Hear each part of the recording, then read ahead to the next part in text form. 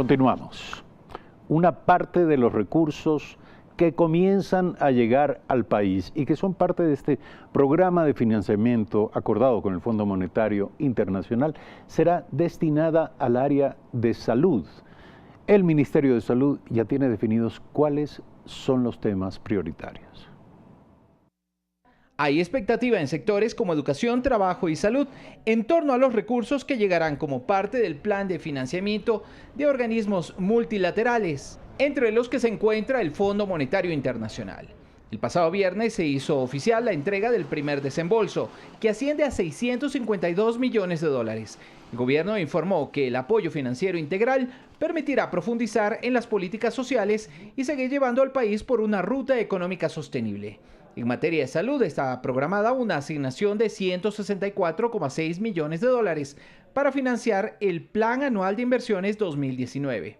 Los recursos se destinarán principalmente a infraestructura y equipamiento, y dentro de esa categoría, hospitales, centros de salud, ayudas técnicas, nutrición, becas e historia clínica electrónica, que incluye el fortalecimiento de la infraestructura tecnológica.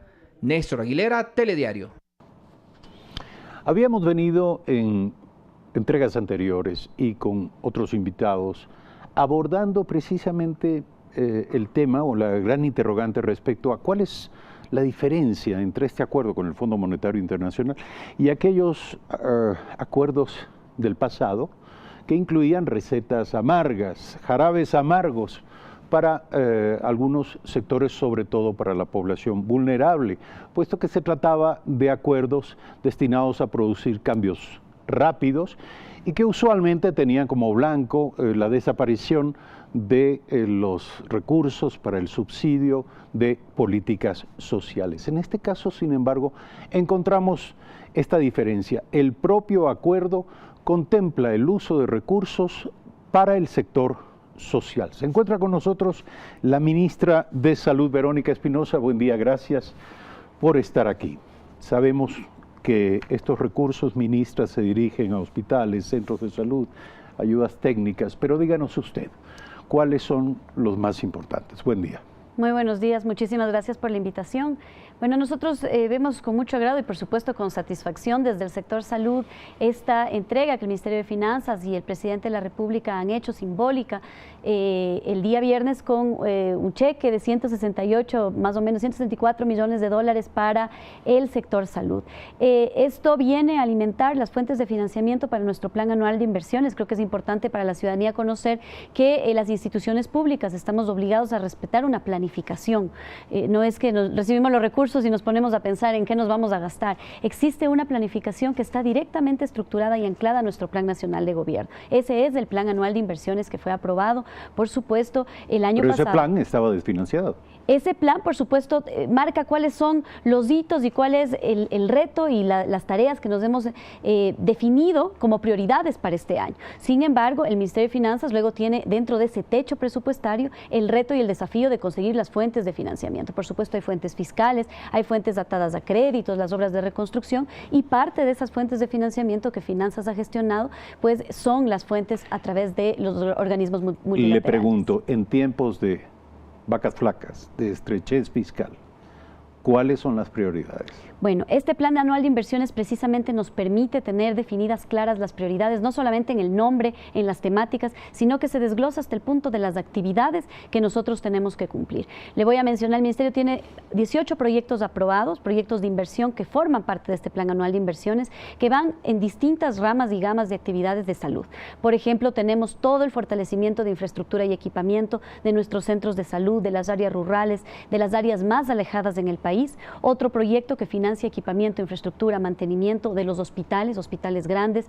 Los hospitales es una inversión recurrente, tenemos que estar recambiando, la tecnología cambia, se vuelven obsoletos los equipos y ese recambio de equipamiento, por ejemplo, es fundamental. Pero hay 18 de estos proyectos en áreas desde la nutrición para la desnutrición crónica infantil, el tema de embarazo en adolescentes, el asunto de dotar de todas las ayudas técnicas a las personas con discapacidad. Son parte de estos 18 proyectos prioritarios en donde precisamente uno tiene que definir en en el marco de los recursos que uno tiene, cuáles son esas prioridades. Yo le quiero preguntar por los centros de salud. ¿Cuántos centros de salud hay? Se lo pregunto porque parece un problema estructural esto de que las personas, hay una cultura sobre el uso de los servicios de salud que determina que las personas tengan un dolor de cabeza o tengan una enfermedad grave, de cualquier manera van a parar a los grandes hospitales, no pasan por los centros de salud, por estos anillos periféricos del sistema de salud, donde probablemente su problema se soluciona mucho más rápidamente y donde comienza a construirse verdaderamente una historia clínica. Yo le pregunto, ¿cuál es la situación en este momento de los centros de salud? Bueno, respondiendo a su pregunta, el Ministerio de Salud Pública es el principal prestador de servicios en el país y de hecho tiene la red de primer nivel de atención más grande y más amplia a nivel público y privado, inclusive en todo el Ecuador. Nosotros tenemos 2.090 unidades de salud, de las cuales más o menos 1.800 corresponden a centros de salud del primer nivel de atención. Y precisamente la Organización Mundial de la Salud, grandes declaraciones históricas de salud pública como la Declaración de Alma-Ata, señala que es ahí donde está realmente la salud. Es ahí donde se construye y se protege la salud, no solo porque el 80% de los problemas de salud pueden ser resueltos ahí, localmente, cerca del hogar, a través de los médicos y las estrategias de atención primaria, sino porque ahí se construye la verdadera salud, la promoción, la prevención, las actividades comunitarias, la vinculación de la sociedad para prevenir la enfermedad y para protegerse a través de estilos de vida saludables, hábitos de vida saludable. Entonces, ese es el modelo que nosotros tenemos aquí en el país, nuestro modelo de atención integral basado en esas unidades. Y por eso es ahí donde queremos nosotros implementar una mayor inversión, darles el adesentamiento, las condiciones físicas. Sin embargo, yo creo que la infraestructura es importante, pero no podemos olvidar ni perder de vista que el servicio de salud lo dan las personas. Son seres humanos, se puede dar un excelente servicio en una carpa y un pésimo servicio en una excelente infraestructura. Sin embargo, nosotros queremos buscar ese justo equilibrio en el que se cumple estándares, obviamente, de infraestructura y equipamiento, pero también contemos con el personal suficiente y con todos los insumos y medicamentos que se requieren en el primer nivel. Hablando de dónde comienza la salud, hay un programa de promoción de la lactancia materna, un tema que no es del agrado de muchas grandes corporaciones productoras de alimentos infantiles. ¿Cómo va esto? Entiendo que parte de los recursos se van a invertir en esta dirección. Así es, la desnutrición crónica infantil yo creo que es uno de los temas todavía avergonzantes para la sociedad ecuatoriana, y lo digo para la sociedad porque este no es un tema solamente del sector salud o solamente de los médicos o las enfermeras. La desnutrición crónica es un problema estructural, está vinculado con la pobreza, con la injusticia social, con la falta de acceso a oportunidades de las personas. Es una muestra de cómo los más vulnerables terminan pagando las consecuencias de la injusticia en una sociedad. Y por eso la desnutrición crónica es una de las tareas y de las misiones que nos hemos planteado combatir. Una de las principales medidas que la literatura señala para evitar la desnutrición crónica es precisamente la lactancia materna. Pero para garantizar la lactancia materna tenemos que generar mecanismos que permitan que las madres... ¿Cuál es el estado actualmente? En el Ecuador alrededor del 43% de las madres realizan lactancia materna exclusiva en los primeros 6 meses de vida. 43%. Así es, nosotros... Existe un preocupante 57% sin que duda, no. Todavía es minoritario, menos de la mitad de las mujeres. Y en nuestros planes del Plan Nacional de Desarrollo buscamos que esté por encima del 60%. ¿Pero cómo modificar esas creencias, ministra? Yo creo que mucho de esto tiene que ver con el rol de la mujer y cuáles son las imposiciones sociales que se ponen sobre una madre. Si una mujer trabajadora que quiere dar de lactar, que quiere sostener la lactancia, porque sostener la lactancia es un reto, es un desafío. Yo como madre de 3 le digo, no es sencillo. Pero si uno tiene que volver a trabajar y en el trabajo no existen espacios donde uno se pueda sacar la leche, donde indignamente uno tiene que ir a un baño con malos olores, que le golpeen la puerta para extraerse la leche, duda. ¿Cómo una mujer puede sostener la lactancia? ¿Cómo podemos pedir a las mujeres que sostengan la lactancia cuando hay, un poco se mete por los ojos esta idea de darle sucedáneos de leche materna? La madre sale del hospital y ya le han dado un tarro de sucedáneo de leche materna, llega a la farmacia y ve todo el panorama lleno de todo sucedáneos. Está hecho para que ella no dé lactar. Entonces, y encima más ponen la carga sobre la madre, ¿no es cierto? Entonces la culpable es la madre, hay esta sensación fallida de no pude dar de lactar, cuando en realidad mucho de esto, lo que debemos evitar es culpar a la madre, hacer sentir mal a la madre que recurre a la leche materna, a la leche maternizada, porque en realidad no le dimos oportunidades, la sociedad, nuestros espacios no estaban diseñados para que ella pueda sostener la lactancia. Es por eso que hemos implementado una política muy fuerte de apoyo a las madres. Esto no es una política de restricción a nadie, de prohibirle a nadie que compre nada, que utilicen sus... Pero hay un alto nivel de corresponsabilidad de los empleadores. Así es. Nosotros, uno de los grandes hitos que tenemos y que nos sentimos orgullosos... por supuesto, de las madres trabajadoras con empleos formales. Hay muchas que no lo tienen. Las salas de apoyo a la lactancia son 58 empresas y instituciones entre públicas y privadas a las que les hemos declarado amigas de la lactancia porque han hecho una pequeña inversión, son más o menos $800. Hacer lactarios. Para tener lactarios institucionales. Esto cambia radicalmente la oportunidad de esas madres de dos cosas, de ejercer su derecho a la lactancia y proteger la salud de sus hijos, pero también de tener la posibilidad de seguir escalando en su oportunidad laboral. Eso es una medida de equidad y justicia con las mujeres. Parte de estas prácticas y políticas están incluidas en nuestras prioridades nacionales y muchas otras herramientas. El Código de Sucedáneos de Leche Materna, que es un código internacional para proteger la lactancia y controlar esta intervención de la industria para tratar de robar un gran mercado y evitar que exista lactancia materna para tener más ganancias. Lastimosamente en el Ecuador realizó UNICEF una evaluación y la OPS y tenemos un absoluto incumplimiento de este Código de Sucedáneos de Leche Materna. Es decir, no es una opción en este momento solamente los sucedáneos, que es como tiene que ser, sino que casi se les está imponiendo a las mujeres el consumo de sucedáneos.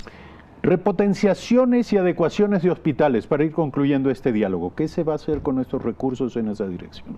Bueno, gran parte, digamos, de nuestro plan anual de inversiones está enfocado a el componente de infraestructura y equipamiento. Recordemos que ¿Dónde diría usted, perdone, que se enciende la luz roja y que está indicando alerta en esta materia en los grandes hospitales del país?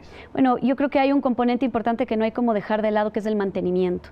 A veces cuando uno piensa en una obra, un hospital de magnitudes como el Hospital Guasmosur, el Hospital Monte Sinaí, el Luz de Lena Arizmendi aquí en Quito, el Hospital de Calderón, uno piensa que el momento que le entregaron el hospital nuevo, precioso, se acabó el trabajo. No, la inversión de mantenimiento en los hospitales es una inversión muy importante. El equipamiento requiere mantenimientos preventivos, mantenimientos correctivos recurrentes. Caso contrario, los servicios se suspenden.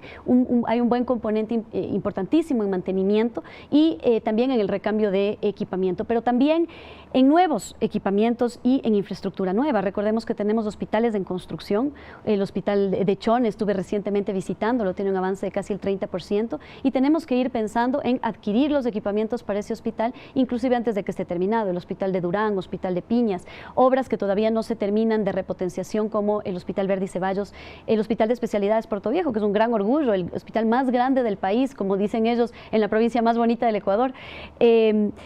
Todavía está funcionando en un 30% y vamos a ir por fases, porque así es como técnicamente se tiene que hacer en un hospital de esas magnitudes, pero esperamos algún día tener inclusive un área de medicina nuclear. Todo esto es infraestructura y equipamiento y estamos definiendo las fuentes de financiamiento. Parte de este financiamiento nos va a ayudar, por ejemplo, con el equipamiento de estas obras. ¿Cómo hacer para meter un gran tema en un tiempo tan limitado e imposible?